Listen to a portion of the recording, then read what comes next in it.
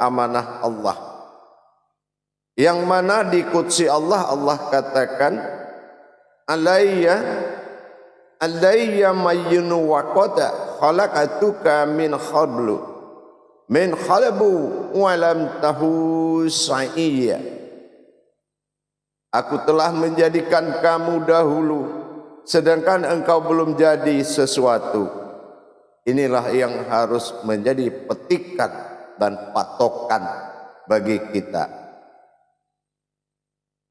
Dikatakan sufi adalah dilihat dari hukum hijaiyah, karena kebenaran dari sebuah kodrat dalam kajian yang dihalalkan apabila kita mentadaburnya melalui kodrat atau sebuah hukum ayat yang disebut dengan huruf, yaitu hijaiyah.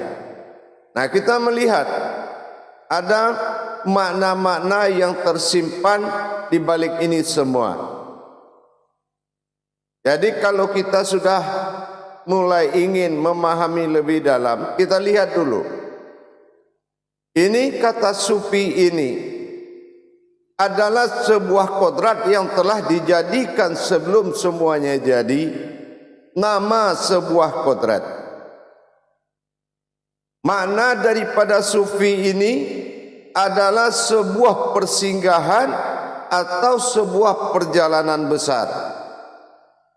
Sebuah perjalanan kerohanian yang akan dilakukan oleh seorang umat menuju kodrat sufi tadi, memiliki 10 tanjakan besar di dalam menjalankan perubahan daripada nilai harkat dan derajat sebuah rohani. Sufi, kita ingat kembali kepada usuluddin kajinya yang dinamakan sulbi. Sulbi, qalbi, dan sufi. Nah, ingat, 3 perkara ini tidak bisa kita pisahkan. Asal usul Tuhan wujud batin bercerita dengan batinnya sendiri, itu dinamakan sifat kesufian.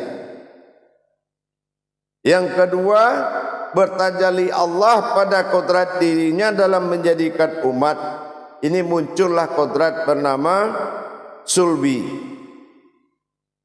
Sulbi inilah yang menjadikan makom derajat Allah ingin menjadi Tuhan, maka dia ingin dipanggil dengan nama Allah.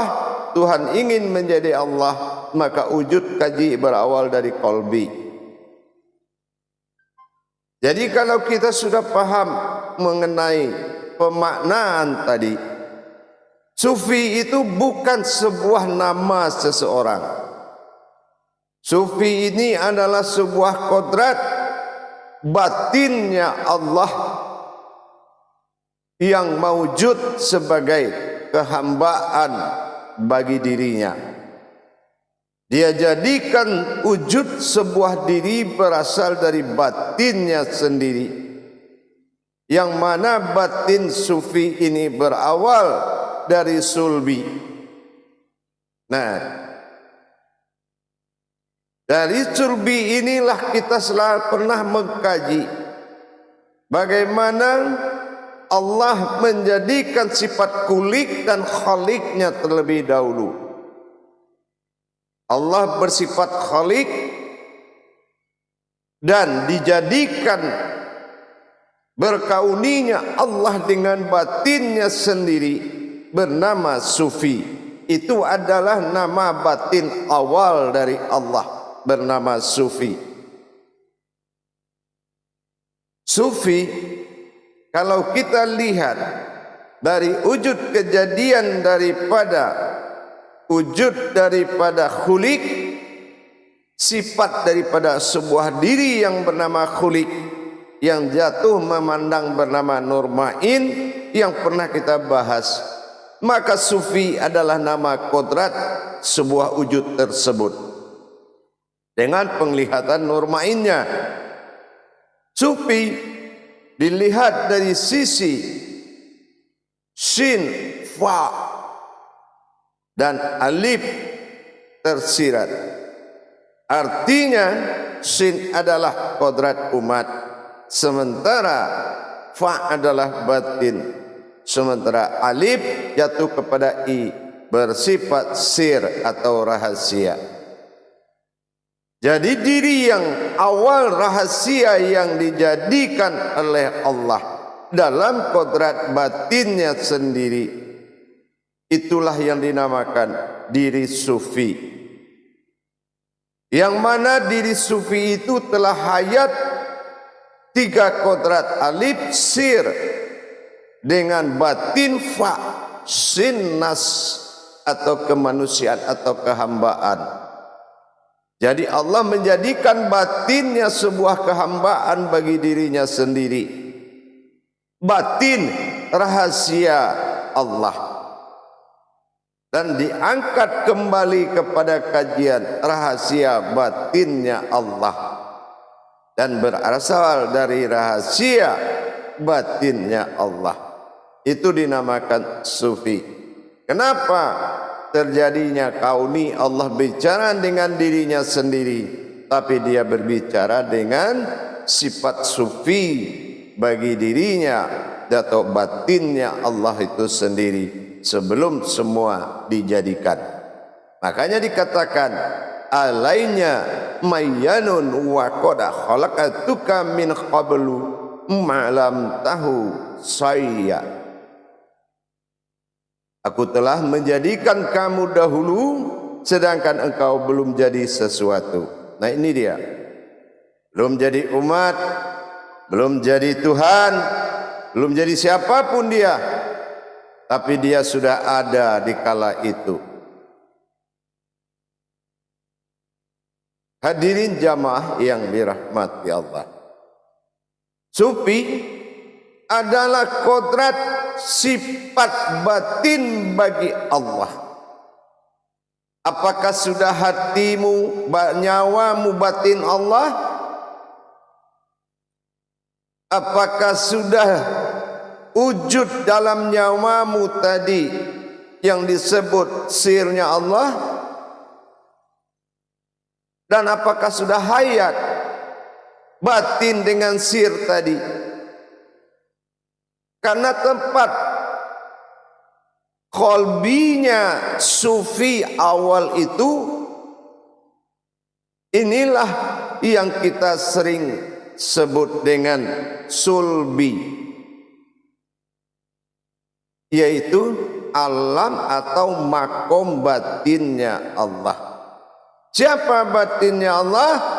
Itulah yang dikatakan sin. Itulah yang disebut dengan kodrat keumatannya, kehambaan dirinya. Makanya kehambaan dirinya itu Allah sudah akui. Al-abdu rabbun wa rabbu abdun. Hamba itu adalah Tuhan, Tuhan itu adalah hamba juga. Karena berasal dari sufi itu tadi. Mendapatkan kodrat sebuah nilai sufi diri kita tidak semudah apa yang kita pernah dengar cerita demi cerita. Sufi itu adalah pernyataan ketuhanan yang berupa pada diri. Batinnya Allah itu langsung yang mewujud menjadi kehambaannya diri dia. Makanya kalau kita cerita hamba, mana hambanya Allah? Karena ada pada Allah yang mengatakan dirinya hamba. Hamba Allah. Nah, kalau ada orang bersedekah mengatakan dirinya berasal sedekah dari hambanya Allah, maka dia tidak boleh menamakan dirinya siapapun dan tidak boleh diketahui dia berbuat baik sebaik apapun. Karena dia juga akan mengatakan hamba itu aku juga. Jadi sedekah atau sedekah yang diberikan tadi nilainya menyelamatkan umat. Beda dengan kita bersedekah atas nama diri kita, berarti menyelamatkan diri sendiri.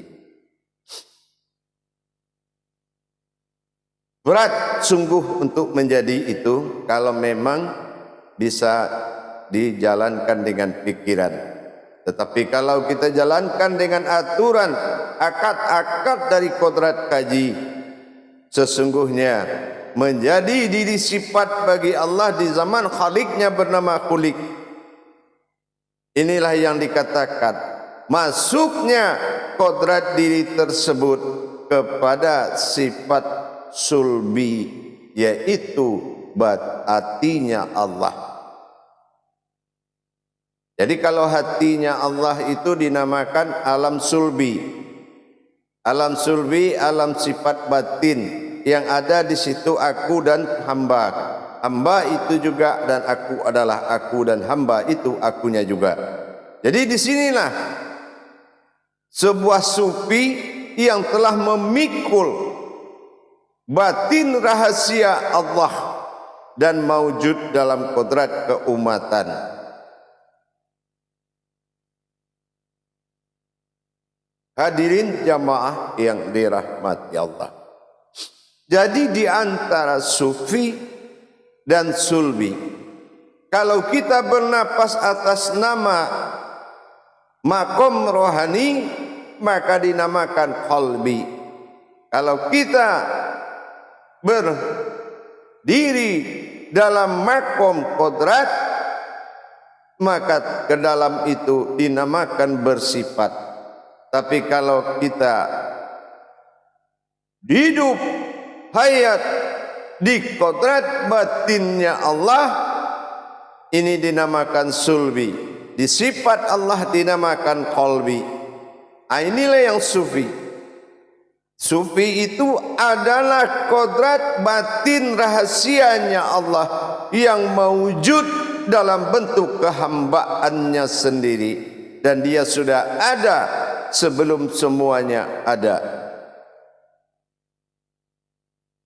Makanya diwajibkan oleh Allah, wal abinu khalbi fuadi an-nisi, isi hatiku hanyalah tetap engkau sendiri, kata Allah. Kata Tuhan wujud wahid tunggal kepada sufi itu sendiri. Dan sufi juga mengatakan seperti itu juga. Inni ja'alatuka fil fuadi muhaddisti, kujadikan juga engkau bercakap-cakap dalam hatiku. Inilah kauninya Allah dengan seorang sufi. Jadi yang dikatakan sufi, orang yang telah mewarisi kodrat batin sirnya Allah menjadi diri rohaninya, menjadi sebuah diri rohani. Maka diri rohani ini mengambil kesufian untuk menjadi sebuah kodrat bernama umat atau hamba. Maka dia menjalankan 10 persinggahan rohani di dalam menjalankan makom diri bernama sufi kepada Allah. Jadi sufi itu tidak hanya bisa diakui begitu saja, tapi sufi itu diperjalankan sesuai dengan kodratnya. Mengambil kodrat sufi itu membutuhkan iman tauhid yang sangat kuat. Iman tauhid yang tidak tergoyahkan dengan perpindahan-perpindahan derajat-derajat kerohanian sampai menuju tingkat kesufiannya. Kalau kadang kita berpikir jamaah, kenapa manusia bisa mengungkap rahasia Allah? Bahkan manusia itu bisa tahu dari Allah wujud awal Tuhan tunggal wahid, dikala itu dia masih tahu. Jadi siapa manusia itu sebetulnya? Kenapa dia maha tahu terhadap apa yang terjadi pada ketuhanan Allah Subhanahu wa ta'ala? Sampai ke tingkat asmanya, dari ismi sampai asma. Kenapa manusia bisa mendapatkan kajiannya? Siapa itu sebetulnya wujud manusia itu? Inilah derajat yang paling tertinggi yang disebut dengan sufi, yang hatinya bernama sulbi. Setelah dia mewujud di alam sifat, barulah dia bernama suatu diri yang batin, dinamakan diri Nur Amin, dinamakan diri Nur Al-Amin tadi setelah dia bersifat pada dirinya sendiri, bertauhid dan bermakom pada alam sifat menuju 7 makom. Para hadirin jamaah yang dirahmati Allah rahimakumullah. Jadi kalau kita mengkaji sebetulnya sufi itu sangat sulit untuk mendapatkannya, karena dituntut sidik yang benar, kebenaran yang paling tinggi. Masa sidik, masa amanah, masa tablik sangat dituntut. Kebenaran rohaninya, apakah rohaninya sudah mengalami proses 10 tajalli besarnya? Dia telah mengalami 10 persinggahan sehingga dia jatuh menjadi kodrat bernama rohani yang berawal dari namanya sulbi, yang turunnya ke dalam sulbi sampai kepada rohani yang makomnya adalah kolbi. Inilah para hadirin dan jamaah sekalian, insya Allah dengan kita selalu mengkaji kembali dengan berwawasan yang hakikat kepada Allah, menghindarkan ketakburan, menghindarkan kepada kesombongan, menghindari daripada mempersekutukan pemahaman. Karena hati-hati, kesalahan rohani beribadat kepada kafir sindik. Makanya kita harus mendapatkan guru yang hak, murid yang hak, dan kajian ilmu yang hak. Semua yang ketiga syarat ini disebut adalah hak, berhak dan mendapatkan hak. Inilah tujuan kita. Maka daripada itu jamaah sekalian, dengan kita sudah memahami dikala awal Allah jadikan semuanya dari awal diri batin rahasianya Allah bernama sufi, maka kita lihat 3 perjalanan dari kodrat fi'id dunia disebut dengan kata sufah.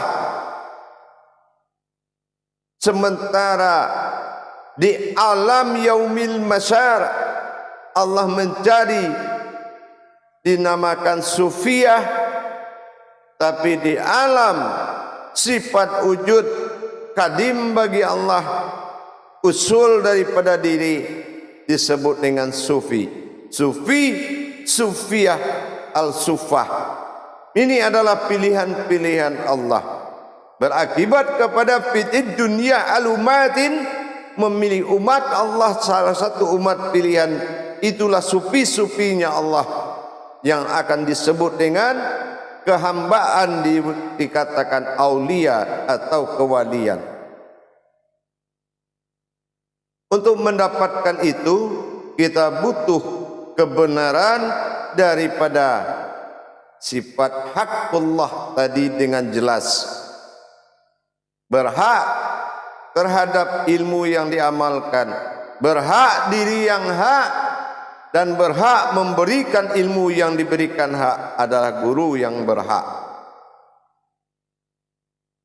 Untuk itu para hadirin dan jamaah sekalian, dari antara hubungan sulbi ke dalam sulbi yang mewujud kepada rohani ke dalam alam kolbi, maka ini akan melahirkan kata usuluddin dan awaluddin yang dibentuk dalam makom fiddin tajalli diri bernama Islam.